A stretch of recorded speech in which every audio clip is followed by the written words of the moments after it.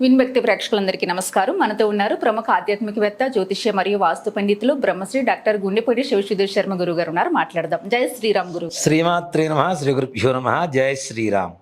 గురుగారు, గోకర్ణ ఒక brand set చేసేసారు మీరు పితృదోష పరిహారానికి సంబంధించి. మనం ఎన్ని వీడియోస్లో మీరు చెప్తున్నా కూడా చాలా మంది ఇప్పటికీ కూడా వస్తున్న కాల్స్ ఏంటంటే, మాకు పితృదోషం ఉందని ఎలా తెలియాలి, ఎలా తెలుసుకోవాలి, ఎలా పరిహారం చేయించుకోవాలి అని చెప్తూ ఉంటారు.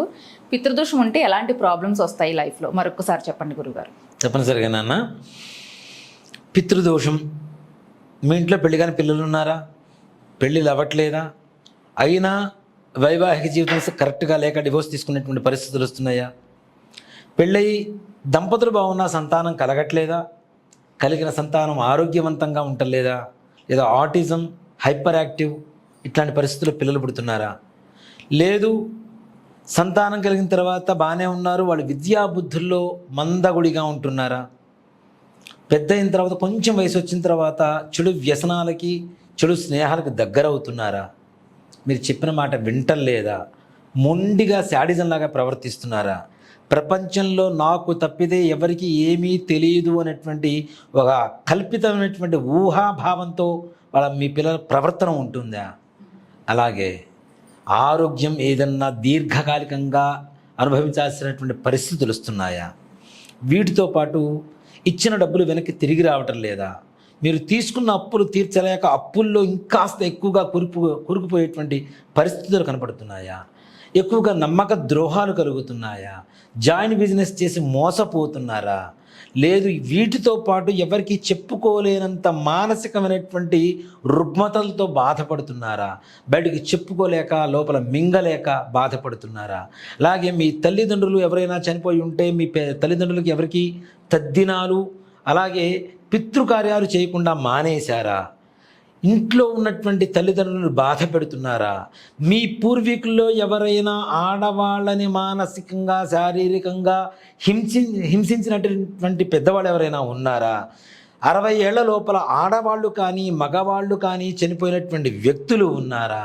దీంట్లో ముఖ్యంగా cancer, kidney, liver, brain stroke, heart problem, suicides, accidents, fire accidents ఇట్లాంటి కారణాల వల్ల చనిపోయినటువంటి వ్యక్తులు ఉన్నారా? రెండవ వివాహం పూర్వీకులు ఎవరైనా చేసుకొని ఇంట్లో ఉన్నటువంటి ఆడవాళ్ళు బాధపడ్డారా? లేదా అనేక రకాలైనటువంటి ఎక్కువ మంది స్త్రీలతో ఎక్కువగా పరిచయాలు ఏర్పరచుకుంటూ ఒక స్త్రీ మోహంలో ఎక్కువగా ఉన్నారా మీ పూర్వీకులు? మీ పిల్లలు అలా ఉన్నారా? మీ భర్త అలా ఉన్నాడా? మీ భార్య అలా ఉందా? అంటే నేను ఆడవాళ్ళు అంటున్నా అని చెప్పి బాధపడుతుంది సుమి. జరుగుతున్నటువంటి పరిస్థితుల్ని నిజంగా చెప్తున్నాను, వాస్తవం చెప్తున్నాను. ఇలాంటి పరిస్థితులు ఏమన్నా కలుగుతున్నాయా? ఇవన్నీ కూడా పితృకార్యాలకి, స్త్రీ శాపాలకి నమూనా కాదు, కన్ఫర్మేషన్ అని చెప్తా. 100% కన్ఫర్మేషన్, దాంట్లో అనుమానం ఏం లేదా నాన్న. ఇలాంటి బాధలు ఏవి ఉన్నా పెళ్లి కావటం లేదు, పెళ్ళైనా సరిగా ఉండటం లేదు, సరిగైన పిల్లలు పుట్టడం లేదు, పుట్టిన పిల్లలు సరిగా ఉండటం లేదు, ఉద్యోగాలు రావటం లేదు, వ్యాపారం చేస్తున్నాం ముందుకు రాలేకపోతున్నాం, పని చేస్తున్నాం ఎక్కువగా సంపాదన లేదు, చదువుకున్నాం మంచి ఉద్యోగం లేదు, ఉద్యోగం చేస్తున్నాం మంచి ప్రమోషన్ లేదు. మానవ జీవితంలో ఉండేటువంటి ప్రతి కష్టానికి కారణం ముఖ్యంగా మనకు ఉండేటువంటి గ్రహస్థితి ఏదైతే ఉంటుందో నాన్న, ఆ గ్రహస్థితి శుక్రకుజులతో కలిసి ఉన్న, శుక్రుడి మీద కుజదృష్టి, కుజుడి మీద శుక్రదృష్టి కలిగి ఉన్న, తుల అంటే శుక్రస్థానంలో కుజుడు ఉన్న, కుజస్థానంలో శుక్రుడు ఉన్న, లగ్న అర్ధాష్టమ 4వ స్థానం, 6వ స్థానం, 8వ స్థానం, 10, 12 స్థానాల్లో కుజుడు ఉన్న, కుజుడిగా 6వ స్థానంలో శుక్రుడు, శుక్రుడిగా 6వ స్థానంలో కుజుడు ఉన్న, తప్పనిసరిగా స్త్రీ శాపాలు, పితృదోషాలు ఉంటాయి. దీంట్లో ఏమాత్రం కూడా సంశయం లేదు నాన్న. వీటిలో అంటే మీకు అర్థం కాకపోవచ్చు, ఒకసారి సంప్రదించండి, దాంట్లో తప్పేం లేదు. దాంట్లో కన్ఫర్మేషన్. ఇంకొక చిన్న మాట చెప్తానన్న, ఇప్పుడు కలవాలి, జాతకం చెప్పించుకోవాలి, దోషం ఉందా లేదా అనేటువంటి ఒక డౌట్ ఉంది, మాకు తీర్చుకోవాలి అనుకునేటువంటి డౌట్ ఉంటుంది కదా, మన దగ్గరికి దాంతోనే వస్తున్నారు, ఉంది కదా. ఆ డౌట్కి ఒక్క మాటలో సమాధానం చెప్తానన్న. ఈ వీడియో మీకు కంట పడిందా, మీకు పితృదోషం ఉన్నట్టే, స్త్రీ శాపం ఉన్నట్టే, రెండోసారి జాతకం చెప్పించుకోవాల్సిన అవసరం లేదు. ముందు ఫస్ట్ దాని నివారణ మార్గం ఎంచుకోండి. దాంట్లో అనుమానమే లేదు. ఎలా చెప్తారు గురుగారు అంత కన్ఫర్మ్ గా? ఇక్కడ అంటే వీడియో చూస్తేనే ఒకటి నాన్న, నాకు పితృదోషం ఉంది, స్త్రీ శాపం ఉంది. మా పూర్వీకుల్లో జరిగినటువంటి తప్పొప్పుల ఫలితం వల్ల తప్పనిసరిగా ఉన్నాయి. ఒక గూటి పక్షులంతా ఒకే చోటకి చేరుతుంటాయి నాన్న, దాంట్లో ఏమాత్రం కూడా సంశయం లేదు.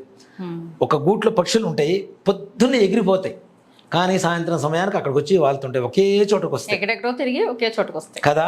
మన కర్మ కూడా ఎలా ఉంటుందంటే చెప్తా, 1000 ఆవులున్నా దూడను వదిలితే తల్లి దగ్గరికే పోతుంది, ఖచ్చితంగా. అవునా? మన కర్మ కూడా మన దగ్గరికి అట్లానే వస్తుంది, దాంట్లో అనుమానమే లేదు. మీరు కర్మ తీర్చేవారు కాబట్టి దాంట్లో అనుమానమే లేదు. ఇంతకు మించి కంపారిజన్ ఏముంది, అవునా? ఒక 10,000 ఆవులు ఉన్నాయనుకోనన్నా, ఒక దూడను వదలండి, ఏ ఆవు దగ్గర పెడితే ఆవు దగ్గర పాలు తాగుతుందా? మళ్ళీ తల్లి దగ్గరికి పోయే దూడ పాలు తాగుతుంది, అవునా? మన కర్మ కూడా అంతే, దాంట్లో ఏమాత్రం కూడా సంశయం లేదు కాక లేదు. ఇలా ఉన్నవాళ్ళు అది కూడా ఆ కర్మ తీరేటువంటి సమయం ఉన్నవా అంటే ఆ సమయం ఆసన్నమైనటువంటి వాళ్ళు మాత్రమే చూడగలుగుతారు, అది మాత్రం ఖచ్చితం. దాంట్లో అనుమానమే లేదు. టైం వస్తేనే మనకు కంటపడుతుంది, టైం వస్తే. మరి నాన్న ఇంకో గంటలో మనం ప్రయాణం అవుతాం అనంగా కూడా ఇప్పుడు మీ వీడియో చూసి మేము వస్తామని చెప్పిన వాళ్ళు లేరు. అయ్యో ఎంతమంది అప్పటికప్పుడు బుక్ చేసుకున్నారు, అయిపోయాయన్నా రిక్వెస్ట్ చేసి చాలా మంది. మరి సో కొంతమంది ముందు నుంచి ప్రయత్నం చేసి డబ్బులు పే చేసి కూడా రిటర్న్ తీసుకునేవాళ్ళు, లేదంటే నెక్స్ట్ మంత్ వస్తామనో క్యాన్సిల్ చేసుకోవడం ఏదో ప్రాబ్లమ్స్. అక్కడ ఏంటి ఇక్కడ డబ్బులు ఉండడం ఒకటే కారణం కాదు, కర్మ తీరేటువంటి సంకల్పం పరమేశ్వరుడు చేస్తే మీరు మాతో పాటు అక్కడ దాకా వస్తారు, కర్మ విమోచన చేసుకుంటారు, కర్మ నిర్మూలన కలుగుతుంది, సద్గతి కలుగుతుంది, అనుకున్న పనులు పూర్తవుతాయి. ఇప్పుడు మనకి గ్రహాలు ఒక శుక్ర కుజ రాహుకేతు గురుడు గ్రహాలు తీసి పక్కన పెడతాను నాన్న, మిగిలిన గ్రహాలు కూడా ఉన్నాయి, అవి కూడా బాగున్నాయి అనుకుందాం. బాగున్నా కూడా మీకు పనులు ఎందుకు అవ్వటం లేదు? ఇప్పుడు బుధుడు ఉన్నాడు, కొంచెం అస్తవ్యస్తంగా ఉన్నాడు, కొంచెం అనుకుందాం, బాగాలేదు, కొన్ని డిగ్రీస్ ఏదో తప్పి ఉన్నాడు, బాగాలేదు అనుకుందాం. ఆయన కొంచెం పూజ చేస్తే బాగానే ఉండాలి లెక్క ప్రకారం. ఎంత చేసినా ఆయన అనుగ్రహం మనకి ఎందుకు కలగట్లేదు అంటే, ముందుగా బుధుడికి పూజ చేసేదానికంటే ముందు, గురుడికి పూజ చేసేదానికంటే ముందు, చంద్రుడికి వీళ్ళందరికీ పూజ చేసే ముందు మన పితృదోషాలు, స్త్రీ శాపాలు అనేటువంటి కర్మ ఏదైతే ఉందో అది విముక్తి కలిగితే, నువ్వు చేసేటువంటి బుధుడికి చిన్న పూజ ఉంది కదా, చిన్న పూజ కూడా పెద్ద ఫలితాన్ని చూపిస్తుంది. కర్మ అలానే అట్టి పెట్టుకుని ఎన్ని పూజలు చేసినా ఫలితం రాదు. ఈ బుధగ్రహ పూజ కూడా నీ కర్మ అంటుకుంటున్నప్పుడు కర్మే వస్తుంది కానీ, అవునా, ఫలితం రాదు. ఇప్పుడు చేతికి మసి ఉంది నాన్న, ఇంకో దాన్ని ముట్టుకుంటే ఈ మసి దానికి అంటుకుంటుంది కానీ దాని శుభ్రత నీకు రాదు కదా, రాదు. మరి ఈ కర్మ, ఈ మసిని కడుక్కోండి, ముందు కర్మను తొలగించుకోండి. కర్మను తొలగించుకుంటే తప్పనిసరిగా విశేషమైనటువంటి మనం చేసేటువంటి నేను అదే చెప్తాను, ముఖ్యంగా వ్యాపారం కావచ్చు, వృత్తి కావచ్చు, ఉద్యోగం కావచ్చు, సంసారం కావచ్చు, పిల్లలు కావచ్చు, వివాహం కావచ్చు, ఆరోగ్యం కావచ్చు, రుణబాధలు కావచ్చు, ఇచ్చిన డబ్బులు వెనక రాకపోవడం కావచ్చు, అనేక రకాలైనటువంటి అన్ని సమస్యలకి మనం ఏదో ఒక పూజ చేస్తూనే ఉన్నాం, ఇంట్లో దేవుడిని నమ్ముకున్నాం, పూజ చేస్తూనే ఉన్నాం. కానీ భగవంతుడు కూడా చెప్పేది ఏంటి అంటే, నీ మనస్సు, నీ పూర్వీకులు, నీ వంశానికి సంబంధించినటువంటి వాళ్ళు చేసినటువంటి కర్మని తుడిచిపెట్టుకున్న తర్వాత నాకు పూజ చేస్తే నేను ఇవ్వగలుగుతున్నాను రా, నీకు నాకు మధ్యలో కర్మ అనేది అడ్డు ఉందిరా, ఆ కర్మను తొలగించురా అని చెప్పి భగవంతుడు చెబుతున్నాడు. అది మనం తెలుసుకోలేకపోతాం, అవునా? అది తొలగించుకుంటే ఆటోమేటిక్గా అన్ని పనులు అయిపోతాయి. దేవుడికి హరహర అని చెప్పు, గ్యారెంటీ కరుణిస్తాడు. ఏదో సామెత చెప్పినప్పుడు చేసిన పాపాలు గోచిలో పెట్టుకుని కాసేపోతే మాత్రం వస్తుందా, పుణ్యం వస్తుందా? కాదుగా. మన పూర్వీకుల మా పూర్వీకులు చేస్తే మాకెందుకు వస్తుందంటే, వాళ్ళు ఆస్తులు ఇస్తున్నప్పుడు తీసుకున్నప్పుడు వాళ్ళు ఇచ్చిన కర్మను కూడా తీసుకోవాల్సిందే, దాంట్లో అనుమానమేం లేదు. జన్మనిచ్చింది వాళ్ళే, వాళ్ళ ద్వారా వచ్చేటువంటి కర్మను ఎందుకు తీసుకో? నువ్వు వద్దన్నా, నాకు వద్దు, మా అమ్మ నాన్నకున్న బీపీ షుగర్ నాకు వద్దు అన్నా సరే వస్తాయి ఆటోమేటిక్గా. థైరాయిడ్ వస్తుంది, క్యాన్సర్ వస్తుంది, కిడ్నీ ప్రాబ్లం వస్తుంది, లివర్ ప్రాబ్లమ్స్ వస్తాయి, సూసైడ్ చేసుకోవాలన్న థాట్స్ వస్తాయి. ఇవన్నీ కూడా మీ పెద్దవాళ్ళ దగ్గర నుంచి వస్తున్నటువంటివి. ఇవి నీతో స్టాప్ అయిపోయి నెక్స్ట్ జనరేషన్కి రాకుండా ఉండాలి అంటే కర్మ విముక్తి జరగాలి. ఇక్కడ ఎక్కడో స్టార్ట్ అయింది, 14 తరాల పాటు వెంబడిస్తోంది ఈ కర్మ. ఈ కర్మని నీ తరం దగ్గర ఆపకుండా నెక్స్ట్ జనరేషన్ కూడా నువ్వు పాస్ చేస్తావా నీ చేతిలో ఉంటుంది. పాసా అవునా కాదా? సో మనం పాజ్ చేయాలి. పాజ్ చేయడం వల్ల నెక్స్ట్ జనరేషన్స్ బాగుంటాయి, అండ్ మన జనరేషన్లో కూడా మనం అనుకున్న పనులు ముందుకు వెళతాయి తప్పనిసరిగా. దాంట్లో ఏమాత్రం కూడా సంశయం లేదు. కాబట్టి తప్పనిసరిగా గోకర్ణంలో మహాబలేశ్వరుడి ఆత్మలింగం ప్రతిష్ఠ జరిగినటువంటి చెంతన ఎవరైతే మోక్షనారాయణ బలి అనేటువంటి మీ పితృదేవతలకి మోక్షం కలుగజేసి వాళ్ళు ఉన్నటువంటి దుర్గతి నుంచి సద్గతికి కలుగజేసేలా పూజ చేస్తారో వాళ్ళ కుటుంబంలో ఆనందం విల్లి విరుస్తుంది. దాంట్లో ఏమాత్రం కూడా సమస్య లేదు నాకు.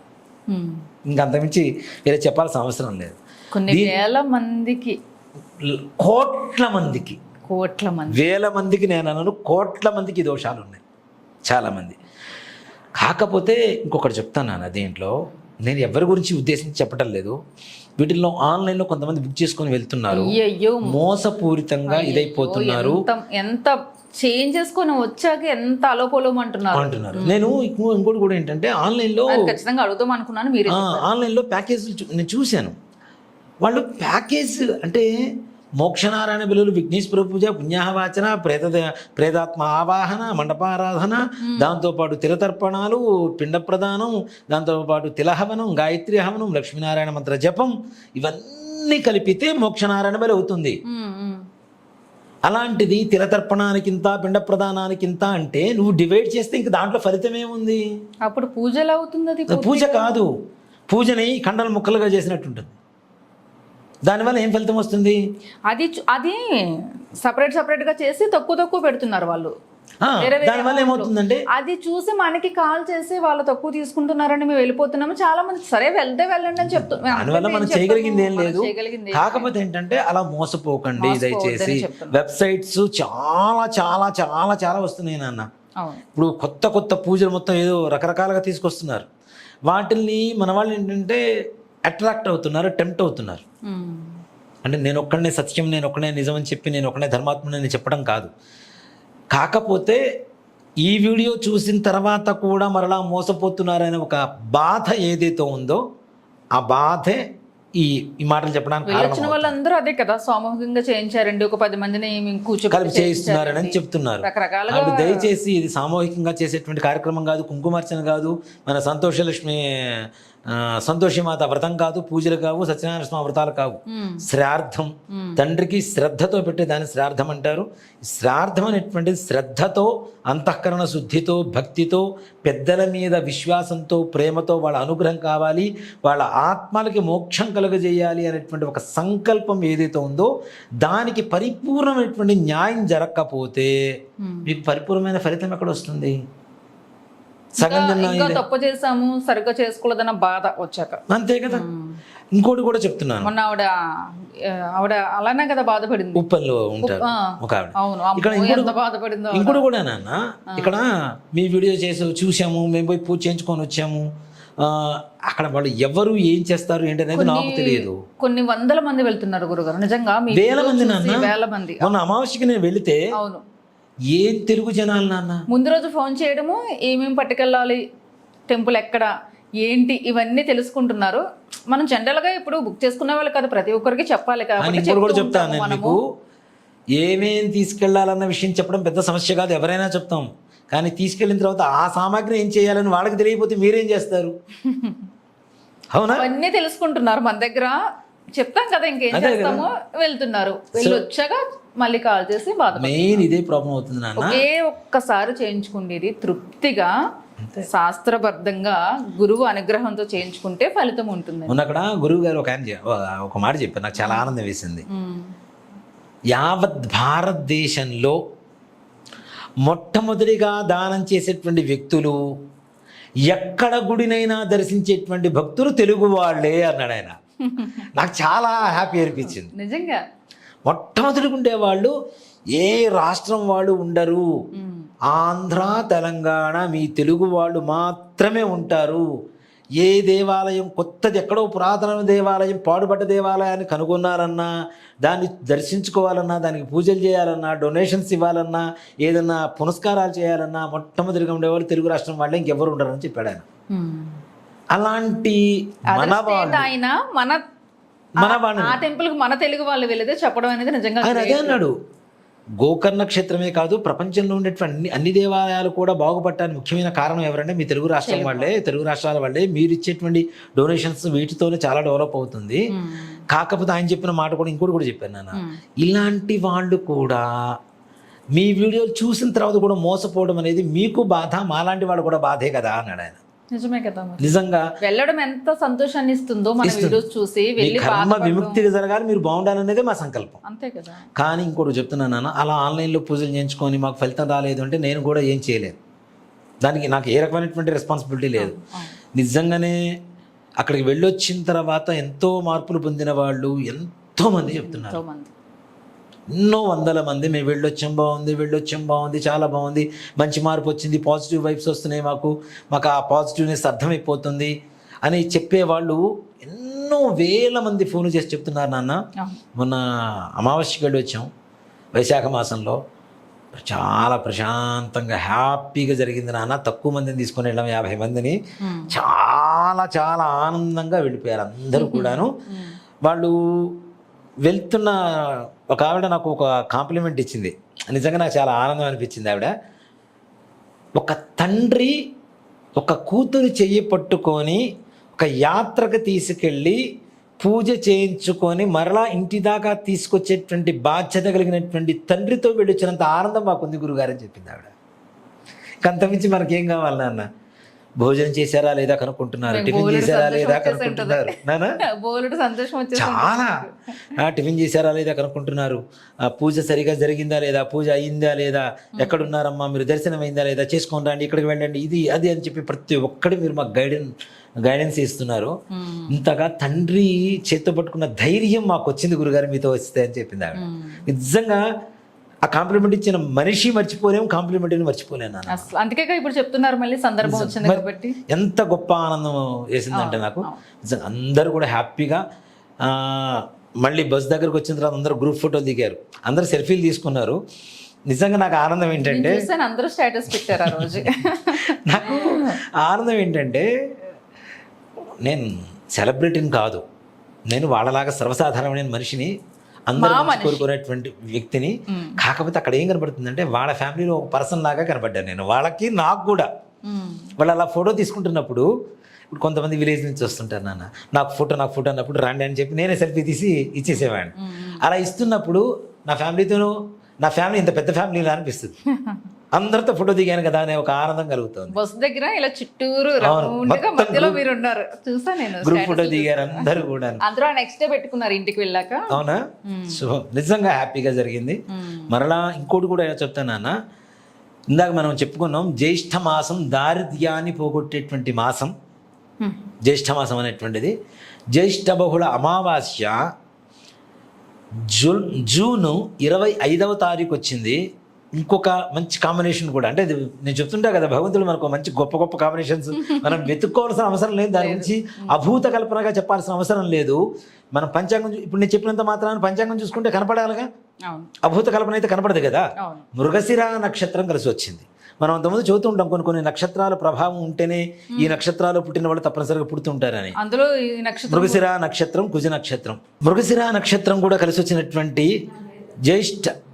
జ్యేష్ఠ బహుళ అమావాస్య రోజున జూన్ 25వ తారీఖు, జూన్ 24వ తారీఖు ఇక్కడి నుంచి బయలుదేరుతాం మనం. జూన్ 25వ తారీఖు అక్కడ పూజా కార్యక్రమం, జూన్ 26వ తారీఖు మరలా గురువారం కల్లా హైదరాబాద్లో ఉంటాం. కాబట్టి తప్పనిసరిగా రావాల్సిన వాళ్ళు ఎవరైనా సరే జూన్ 22వ తారీఖు, 24 మనం బయలుదేరాలంటే 20వ తారీఖు వరకు మాత్రమే ఎవరైనా నమోదు చేసుకున్న వాళ్ళని మాత్రమే తీసుకెళ్తాం. అది కూడా మొట్టమొదటి 50 మంది మాత్రమే, అంతమించి ఎక్కువ మందిని తీసుకెళ్ళను మరలా నిర్మోహమాటంగా చెప్తున్నాను. 50 మందిని మాత్రమే తీసుకెళ్తాం. ప్రశాంతంగా పూజ చేసుకొని వద్దాం. లాస్ట్ టైం లాగానే అందరం ఆనందంగా హ్యాపీగా మరలా జర్నీ చేసి హైదరాబాద్ వద్దాం. కాబట్టి ఇంకోటి కూడా ఏంటంటే, దయచేసి ఈ పూజా కార్యక్రమం గురించి ఒకటే నెంబర్ చెప్తున్నాను, 8143666818. ఈ నెంబర్కి ఫోన్ చేయండి. మా అమ్మాయి మాట్లాడుతుంది. ఈ నెంబర్ ద్వారా వచ్చినటువంటి పూజా కార్యక్రమాలు మాత్రమే నేను బాధ్యత వహించగలుగుతాను. తద్వారా నా వీడియోలు చూసాం, మేము వెళ్ళాం, చేయించుకున్నాం, మాకు సంబంధం లేదు, వేరే చోట చేయించుకున్నాము అంటే వాళ్ళు ఎలా చేశారనేది నాకు సంబంధం లేదు. కాబట్టి నేను తీసుకెళ్లేటువంటిది ఒక నియమం ప్రకారం ఒక గురువు గారి దగ్గర నిర్ణయం తీసుకొని ఆయనతో చేయించేటువంటి పూజా విధానాలు ఉంటాయి. కాబట్టి తద్వారా పూజ పర్ఫెక్ట్గా జరుగుతుంది అనేటువంటి గ్యారంటీ ఇస్తా. పూజ పర్ఫెక్ట్గా జరిగితే మీకు మనశ్శాంతి ఉంటుంది, మనస్సంతృప్తి ఉంటుంది. మనస్సంతృప్తి కలిగిన ప్రతి ఒక్కరికి ఫలితం సంపూర్ణంగా కలుగుతుంది. కాబట్టి దయచేసి ముందుగా 20వ తారీఖు కంటే ముందుగానే వివరాలు నమోదు చేసుకోండి. శ్రీమాత్రే నమః, శ్రీ గురుభ్యో నమః. జయ శ్రీరామ్.